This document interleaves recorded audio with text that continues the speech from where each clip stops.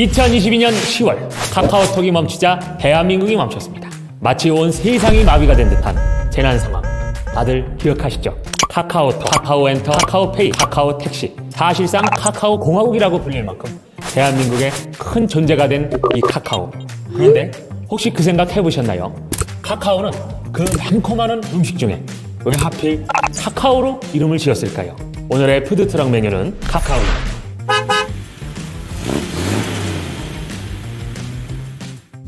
안녕하세요.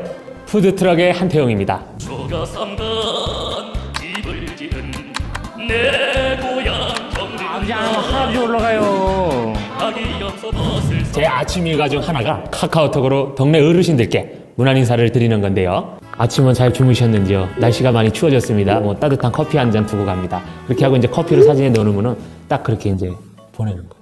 며칠을 못 보내니까는 처음에는 먹통된 줄 모르고 제가 뭐 잘못했나 어르신들께 제가 참 조마조마했는데 그때 당시에는 저뿐만 아니라 많은 분들이 먹통이 돼서 참 불편해하셨을 것 같아요.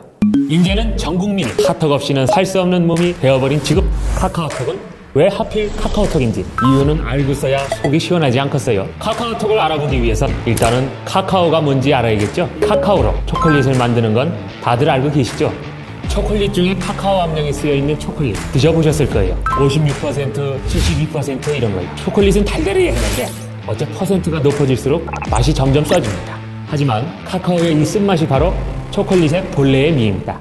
초콜릿이라는 이름은 멕시코 아즈텍 문명이라는 곳에서 쓴 물이라는 뜻을 가진 초콜라톨에서 왔다고 합니다. 이 쇼코는 쓰다, 라틴은 물이라는 뜻인데요. 이렇게 쓴맛을 가진 초콜릿은 유럽으로 넘어가서야 설탕이 첨가된 현대의 초콜릿의 모습이 된 겁니다. 그렇다면 과연 이 초콜릿은 언제 한국에 처음 들어왔을까요? 여기에는 세 가지 설이 있습니다. 그 첫 번째 주인공은 철의 여인 명성황후입니다. 러시아 공사의 부인이 외교를 위해 조선에 왔을 적에 각종 양과자를 선물했는데 그중 저고령장이라는 과자가 바로 초콜릿이라는 설입니다. 이때 명성황후님이 초콜릿을 좋아하셔가지고 일제강점기까지 이제 상류층 간식으로 여겨졌다고 하는데요. 명성황후가 엄청 즐겨 드셨다는데 우리 황후님 이가 썩진 않으셨겠죠? 두 번째, 대한제국 시절에 독일인 존타크 여사가 들여왔다는 이야기인데요. 당시 얼마나 인기가 있었는지 존타크 여사의 한국 이름인 손탁을 따가지고 이 서양식 호텔인 손탁 호텔을 만들었는데요. 존타크 여사는 그곳 1층 카페에서 커피와 초콜릿, 디저트를 판매했다고 합니다. 마지막 세 번째 설의 주인공은 안중근 이사가 하얼빈에서 저격한 그 사람, 바로 이토 히로부미가 조선의 왕궁을 드나들 때 고종 황제의 편에 있는 상궁들을 회유하려고 초콜릿을 선물했다는 설입니다. 그만큼 초콜릿이 매력적이라는 거겠죠. 근데 기왕을 반대했던 세력은 외국 음식인 초콜릿을 소에 피해 흑설탕을 탄 오랑캐의 음식이라며 매도하기도 했다고 하네요. 근데 이 초콜릿이 서민들에게도 퍼지게 된 계기가 바로 6.25 한국전쟁입니다. 영화 같은 데서 보면은 기부미도 초콜릿 하면서 미군을 따라다니는 아이들을 보신 적이 있으시죠? 그때 당시 미군의 전투 식량에 초콜릿이 포함되어 있었는데요. 이 초콜릿은 처음에 맛없게 만들어졌다고 합니다. 초콜릿을 맛없게 만든 이유는 당분이 있어서 힘을 돋구지만 또 너무 맛있게 만들면 군인들이 허겁지겁 다 먹어치울 테니까 찬찬히 꼭꼭 씹어 먹으라고 일부러 맛없게 만들어졌다고 합니다. 이때부터 미군을 통해 사람들에게 알려진 초콜릿은 우리나라에서도 직접 만들기 시작합니다. 우리나라 회사에서 초콜릿이 처음 생산된 해는 언제일까요? 바로 1967년입니다. 생각보다 옛날이죠. 하지만 당시에는 원료 수급을 문제로 보급이 활발하지는 못했는데요. 그러던 중 1974년 롯데제과는 한 첩보를 입수합니다. 바로 아프리카 가나에서 값싼 가격으로 원료를 수입할 수 있다는 정보였지요. 롯데제과는 바로 서울 영등포 쪽에다가 최첨단 설비를 갖춘 초콜릿 공장을 짓고 연구소를 시작했습니다. 그렇게 탄생한 제품, 감이 오시죠? 바로 그 유명한 가나 밀크 초콜릿. 가나와 함께라면 고동마저도 감미롭다라는 연말로 10대들 사이에서 아주 풍작을 이룬 거죠. 당시 가나 초콜릿에 CF로 출연했던 하이틴 스타들 원미경, 최시라, 이미연 등 이 광고 이후 스타로 성장했어요. 가장 최근에는 제가 좋아하는 혜리님이 모델로 등장했죠. 하나둘 가나 CF 출신 스타들이 조명을 받자 가나 CF는 스타의 등용문으로 명성을 높이기도 했어요. 초콜릿 CF를 찍으면 스타가 된다니 당시 초콜릿의 인기가 얼마나 대단했는지 감이 오시죠? 그렇게 과거부터 꾸준한 사랑을 받아온 초콜릿. 그렇다면 그러한 초콜릿의 원료인 카카오와 카카오톡 무슨 관련이 있을까요? 많이 돌아왔네요. 그래서 카카오가 왜 자기네들 이름을 카카오라고 지었냐고 하면은 처음 스마트폰이 대중화되던 시기에 앱들이 가을에 깨 털듯이 우수수 나오는 상황이었단 말이죠. 바로 그 상황에 출시를 앞둔 카카오톡은 사람들에게 쉽게 외워지고 머릿속에 각인될 이름을 찾고 있었던 거예요. 그때 떠올린 것이 초콜릿이었던 거죠. 초콜릿의 달콤함이 소통이 주는 즐거움과 어울린다고 판단. 근데 이 초콜릿톡은 좀 입에 안 붙잖아요. 초콜릿톡? 아, 별로란 말이에요. 그래서 초콜릿 대신 원료인 카카오를 가져와서 이름에 쓴 거 아니겠어요? 카카오는 사실 씁쓸한데 참 아이러니하죠. 그럼 색깔은 왜 노란색일까요? 그 이유도 역시 수많은 앱들 사이에서 사람들 눈에 잘 띄기 위해서입니다. 노란색은 긍정과 자신감 같은 의미가 있는데 즐거움과 잘 어울린다나 그래도 핵심은 눈에 잘 띄기 위해서 아니겠어요? 이런 카카오 우리나라에서도 재배가 가능할까요? 결론적으로 말하면 아닙니다. 하지만 이제 곧 우리나라에서 재배가 가능할 수도 있다고 합니다. 2019년 제주도의 초콜릿 박물관에서 카카오 열매를 발화하는데 성공했었는데요. 머지않아 초콜릿을 원료 재배부터 생산까지 국내에서 만드는 것도 가능해질 것 같습니다. 오늘의 주인공 카카오 기업이 카카오를 직접 기를 일은 없겠죠. 요즘 안 보는 사람이 없다는 넷플릭스. 그 중에서도 작년에 엄청난 인기를 끌었던 드라마 수리남 다들 보셨나요? 남아메리카의 수리남에서 목사 행세를 하며 마약을 팔던 전유한이라는 인물의 이야기를 그리고 있는 드라마. 마약왕이자 사이코패스 성향을 가진 전유한, 그리고 그가 매일 입버름처럼 달고 다니는 말, 너 사탄 들렸어? 수리남뿐만 아니라 검은 사제들, 사바하, 곡성 등 공포 영화에서 빠질 수 없는 소재, 인류에게 있어서 두려움 그 자체인 악마. 하지만 그가 아시나요? 채소 중에 악마를 상징하는 채소가 있었습니다. 오늘의 푸드트럭 메뉴 토마토 시작합니다.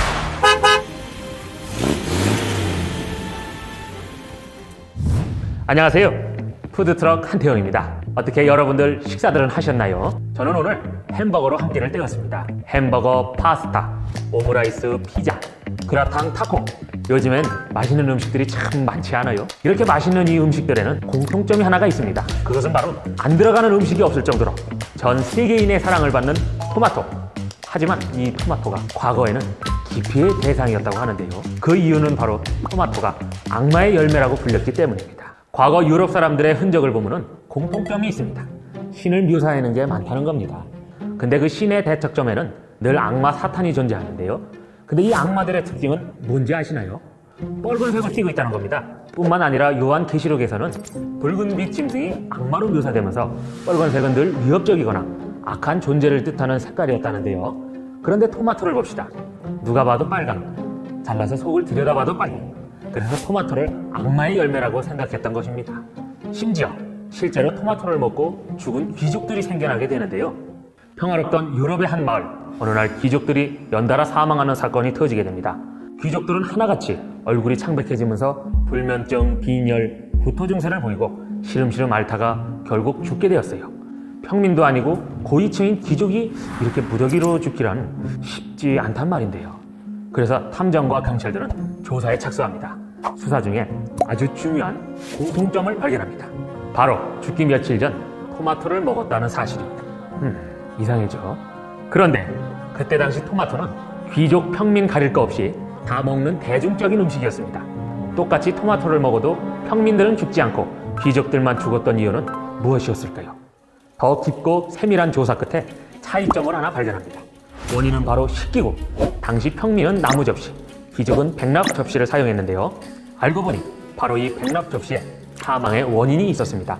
백납 접시는 주석과 납을 섞어 만든 접시로 광택이 나고 매끄러워서 귀족들의 부를 상징했다고 합니다. 반짝이는 백납 접시에 토마토 요리를 담아 먹던 귀족들이 토마토의 산 성분이 백납 접시에 있는 납 성분을 녹이면서 그걸 먹은 귀족들이 납 중독으로 사망하게 된 것입니다. 이렇게 토마토는 누명을 벗는 듯 했지만은 사람들의 입소문이라는 것이 참 무서운 게 이미 토마토를 먹으면 죽는다는 소문은 퍼질 대로 퍼져 있었습니다. 이 소문은 대서양을 건너 아메리카 대륙까지 소문이 나게 됐는데요. 한간에는 이런 루머도 생겼다고 합니다. 미국 1달러에 조지 워싱턴 아시죠? 미국의 초대 대통령이자 독립전쟁 당시 영웅이라고 불리던 사람. 미국의 독립전쟁은 1775년부터 북미 대륙의 13개의 식민지와 영국 제국 사이에 일어났던 8년간의 전쟁인데요. 당시 조지 워싱턴은 독립군 총사령관이었는데 적군이었던 영국군이 독립군의 사기를 꺾기 위해 그를 죽이고자 다양한 시도를 했었습니다. 확실하게 죽일 수 있는 방법 없나 매일같이 고민하던 영국군은 조지 워싱턴을 암살하기 위해 독을 쓰기로 결심합니다. 무사히 미국 독립군 진영에 침투한 영국군 스파이는 조지 워싱턴의 매끼 식사마다 독을 섞어 넣었는데 그때 재료로 사용한 것이 토마토였다는 이야기인데요. 이런 루머가 퍼질 정도면 정말 토마토가 사람을 죽인다고 믿은 듯 한 것 같습니다. 토마토는 그렇게 평생 악마의 열매로 살게 되나 싶었는데 이 이미지를 완전히 뒤바꾼 토마토 일생일대의 사건이 발생합니다. 때는 1820년 미국의 뉴저지에 로버트 존슨이라는 사람이 있었습니다. 로버트 존슨은 군 대령 출신이자 당시 원예학회 회장으로 활동했었는데요. 그래서 토마토가 인체에 무해하다는 걸 잘 알고 있었습니다. 하지만 아무리 주변에 토마토는 악마의 열매가 아니다, 오히려 몸에 좋은 거다 라고 이렇게 이야기를 해도 아무도 그의 말을 믿지 않았어요. 말로 안 되면 어떻게 하나요? 몸으로 실천해야겠죠. 그래서 결국 그는 이를 입증하기 위해 모두가 보는 앞에서 토마토를 직접 먹겠다고 선언합니다. 당시 존슨 대령을 보려고 약 2,000명 정도의 시민들이 모였는데요. 이들은 하나같이 왜 자살 행위를 하냐, 사람들 관심 받으려고 목숨을 건 거냐 라면서 웅성거리기 시작했습니다. 심지어 그가 사망했을 때를 대비한 관을 준비하기도 하고 응급 구조대까지 총출동을 했는데요. 존슨 대령은 사람들의 우려와 걱정을 뒤로하고 토마토를 한 입 크게 베어 물었습니다. 그 순간 누군가 존슨 대령이 죽었다 라며 비명을 지르게 됩니다. 하지만 웬걸 그는 멀쩡했습니다. 오히려 아주 맛있다는 듯 토마토를 또 먹었고 계속해서 토마토를 먹던 그때 갑자기 존슨은 배를 움켜쥐며 응급실로 향했습니다. 토마토가 진짜 악마의 열매였던 걸까요? 사람들은 술렁이기 시작합니다. 하지만 알고 보니 존슨 대령은 토마토를 한 번에 너무 많이 먹어서 탈이 났던 거였습니다. 그날 그는 무려 토마토 24kg를 혼자 해치웠다고 합니다. 이렇게 우픈 결말로 토마토는 오해를 벗어던지고 새롭게 이미지를 탈바꿈하게 됩니다. 이후 토마토를 먹고도 살아남은 남자 존슨 대령이라는 기사가 유럽 전 지역에 퍼지자 드디어 토마토를 식용으로도 사용하게 되는데요. 그 후 200년이 흐른 지금까지도 전 세계인들이 가장 좋아하는 채소 중 하나가 되었다고 합니다. 유럽에서는 이런 속담도 생겼습니다. 토마토가 익으면 의사의 얼굴이 뻔해진다. 이게 무슨 의미인지 아시나요? 바로 토마토가 가지고 있는 우수한 효능들 때문에 의사 선생님들에게 진찰을 볼 필요가 없어진다는 의미입니다. 이렇게 악마의 열매로 불리던 토마토는 슈퍼푸드로 탈바꿈하며 현재는 무려 WHO가 선정한 세계 10대 건강식품으로 선정됩니다. 이대로 가긴 아쉬우니까 제가 퀴즈 하나 내겠습니다. 토마토는 과일일까요? 아니면 채소일까요? 눈치 빠르신 분들은 아시겠죠? 이와 관련된 재미있는 사건이 있습니다. 과거 미국의 토마토 수입상들과 뉴욕항 세관 사이에서 일어난 재판인데요. 당시 미국은 자국 농민을 보호하기 위해 수입 채소에 10% 관세를 부여했습니다. 관세를 부여하면서 수입 채소 가격이 상승했고 국산 채소가 훨씬 더 저렴해졌습니다. 그때 뉴욕항 세관이 토마토를 채소로 분류해서 관세를 매기자 토마토 수입상들은 난리가 납니다. 토마토가 무슨 채소냐? 이건 누가 봐도 과일이다. 이렇게 주장을 하며 재판을 요청했습니다. 재판 결과는 어땠을까요? 재판부는 토마토가 과일이라면 메인 음식 재료가 아니라 디저트로 나왔어야 한다라며 토마토를 채소로 분류합니다.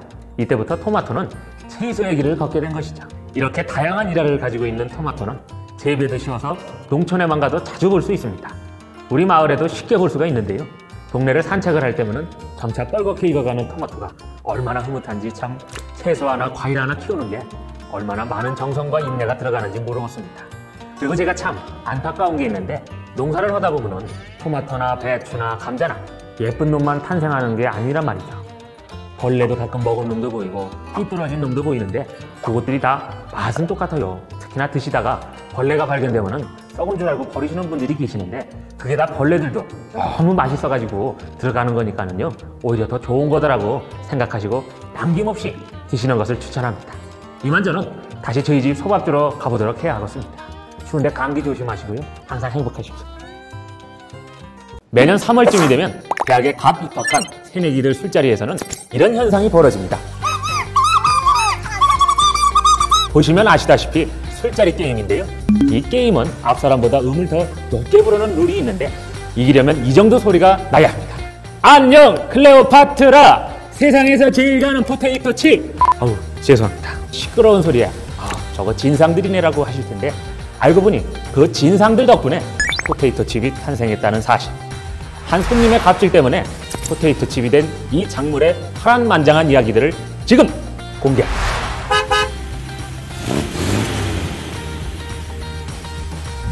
안녕하세요. 푸드트럭 한태영입니다. 오늘의 메뉴 감자.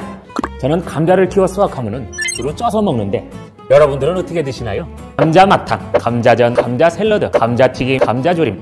사실 감자는 어떻게 먹어도 맛있는 것 같은데요. 하지만 이렇게 맛있는 감자를 예전에는 개한테 줘도 안 먹었다는 이야기가 있는데요.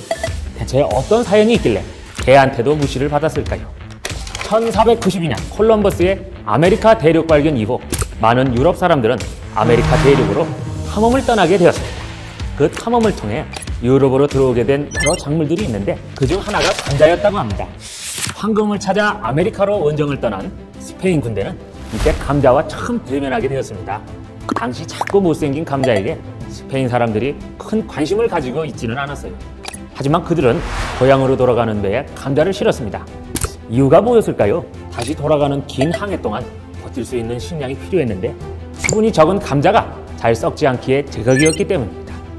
이렇게 스페인을 통해 감자는 유럽으로 들어오게 됩니다. 하지만 정작 유럽 사람들은 감자를 식용으로 쓰기를 거부하는데요. 너무 맛이 없었기 때문입니다. 지금은 여러 계량을 거쳐서 단맛이 나지만은 당시에는 아무런 맛이 안 났다고 해요. 개한테 줘도 안 먹을 정도였다고 하니 말 다 했죠 뭐. 게다가 땅에서 캔에 흙이 덕지덕지 붙어있고 미개한 원주민들이 먹는 음식이라는 선입견이 있었기 때문에 감자를 쳐다보지도 않았습니다. 하지만 시간이 흐르고 이렇게 홀대를 받던 감자의 진가를 알아봐준 사람이 등장합니다. 그 사람은 바로 현대의 감자왕이라고 불리는 프리드리히 대왕입니다. 1744년 독일 프리드리히 대왕은 엄청난 고민에 빠지기 시작합니다. 왜냐하면 그의 정부에 흉년이 들었기 때문입니다. 그는 백성들이 굶어 죽을 수도 있는 상황 속에서 단기간에 대량 생산이 가능하고 어디서든 잘 자라는 감자가 이 문제를 해결해 줄 거라고 믿었습니다. 그래서 프리드리히 대왕은 사람들한테 감자 재배를 장려하기 시작하는데요. 하지만 이 시기에도 감자는 하층민이나 가축이 먹는 음식이었다는 말이죠. 당시 백성들은 아니 가축이 먹는 걸 내가 왜 먹어야 돼? 아무리 배고파도 감자는 안 먹어! 라며 감자를 먹기를 거부합니다. 다시 고민에 빠진 그는 한 가지 꼼수를 생각했네요. 앞으로 감자는 왕과 귀족들만 먹을 수 있다라고 선포하고 일부러 매일 감자 요리를 먹기 시작합니다. 그렇게 왕을 따라서 귀족들도 서서히 감자를 먹기 시작하는데요. 점차 사람들 사이에 소문이 퍼지면서 술렁이기 시작합니다. 왕이 감자를 먹는다고? 아니 맛없다면서 저 좋은 걸 귀족들이랑 왕만 먹는다고? 왕은 여기에 한술 더 떠서 병사들에게 이렇게 명령합니다. 감자밭을 지켜라. 여기에 숨은 전략이 있었는데 밤에는 병사들을 철수시키는 전략, 백성들이 몰래 훔쳐갈 여지를 준 것이죠. 이런 프리드리히 왕의 전략 덕분에 백성들은 매일 밤마다 마음 편히 감자를 실컷 훔쳐먹었다고 합니다. 그렇게 사람들 사이에서 감자가 점점 식용으로 대중화가 되었습니다. 당시 감자 덕분에 독일에서는 대기근을 극복할 수 있었다고 하는데요. 이후 프리드리히 왕은 감자왕으로 널리 알려지게 됩니다. 현재는 많은 사람들이 그의 위대한 업적을 기리며 그의 무덤 서판 위에 감자를 두고 간다고 합니다. 한편 유럽의 한 나라에서는 비극적인 사건이 벌어지기도 했는데 바로 아일랜드의 대기근 사건입니다. 당시 아일랜드는 대영 제국에 합병되어 있는 나라였습니다. 영국 정도의 곡물 수탈로 먹을 것이 없어진 아일랜드 사람들은 척박한 환경에서도 잘 자라는 감자를 주식으로 삼았다고 합니다. 하지만 1845년 여름 감자 역병균이 나라 전체에 퍼지면서 감자가 모두 썩어버리게 되는데요. 그래서 영국에 도움을 요청했지만 아일랜드를 소국으로 생각했던 영국은 이 상황을 외면해버렸습니다. 결국 800만의 인구의 아일랜드 사람들 중 무려 100만 명이 살기 위해 미국으로 이주를 하게 되었습니다. 이 사건은 아직도 아일랜드 역사상 최악의 대기근이라고 불리고 있습니다. 생존을 위해 미국으로 이주했지만 아일랜드 사람들은 그곳에서 잘 정착해서 먼 미래의 오늘날 미국 역사에 남을 훌륭한 위인들을 배출하기도 했다네요. 미국에서도 감자에 관한 재미있는 이야기가 있습니다. 제가 말씀드렸던 포테이토 칩과 진상 손님에 관한 이야기인데요. 때는 1853년 미국 조지 크럼이라는 한 호텔의 주방장이 있었습니다. 이 호텔에는 감자튀김이 인기 메뉴였는데 어느 날 감자튀김을 시킨 한 손님이 주방장을 불러냅니다. 아니 감자튀김이 왜 이렇게 두꺼워? 좀 더 얇게 안 돼요? 조지 크럼은 손님이 원한 대로 얇게 감자튀김을 다시 만들어 드렸습니다. 하지만 그 진상 손님은 더 얇게 튀겨달라고 컴플레인을 걸었고, 조지 크럼은 손님이 원하는 대로 전부 다 더 얇게 튀겨서 음식을 내게 됩니다. 하지만 또 아니 아까 말했잖아, 감자튀김이 두껍다고 라며 계속해서 컴플레인을 걸게 되고, 극심한 스트레스에 시달린 조지 크럼은 누가 이기나 해보자 라며 진상 손님을 골탕 먹일 생각으로 포크로 찍어 먹을 수 없을 만큼 얇게 만들어줬습니다. 하지만은 그의 의도와는 다르게 이 진상 손님은 그릇을 싹 비우고 웃으면서 자리를 떠났다고 합니다. 당시 이 모습을 지켜보던 다른 손님들은 그렇게 까다로운 손님을 만족시킨 음식이라니 나도 한번 시켜봐 라고 웅성거렸습니다. 그 이후로 소문을 들은 손님들이 아주 얇은 감자튀김을 주문하게 되었고, 결국 그 메뉴는 호텔 인기 메뉴로 등극하게 됐다고 합니다. 시간이 흘러 우리가 아는 지금의 감자칩 형태로 대중화가 되었다고 합니다. 아주 재밌는 이야기가 많네요. 재미만큼이나 영양도 풍부한 감자는 비타민C와 필수 아미노산들이 풍부해 스트레스나 피로회복에 도움을 주고 노화, 치매, 암으로부터 우리 몸을 보호한다고 알려진 영양식입니다. 이렇게 영양만점 감자는 우주에서도 재배되고 있다고 합니다. 미국 나사 우주항공국에서는 이미 감자를 우주 식량으로 개발 완료한 상태입니다. 미래 우주 식량으로 감자를 선택한 이유는 척박한 땅에서도 쉽게 자라는 뛰어난 생존력, 풍부한 영양분, 높은 에너지 전환 효율 때문이라고 합니다. 우주 여행 시대를 본격적으로 앞두고 있는 현재, 감자는 아직도 다양한 가능성을 지니고 있는데요. 오늘 이렇게 감자의 성공 신화 스토리를 들려드렸지만은 감자는 제게 익숙하고 키우기도 하는 농작물입니다. 나중에는 우주에서 최초로 감자를 기르는 농사꾼이 되어보고 싶기도 하네요. 그럴 날이 오겠죠.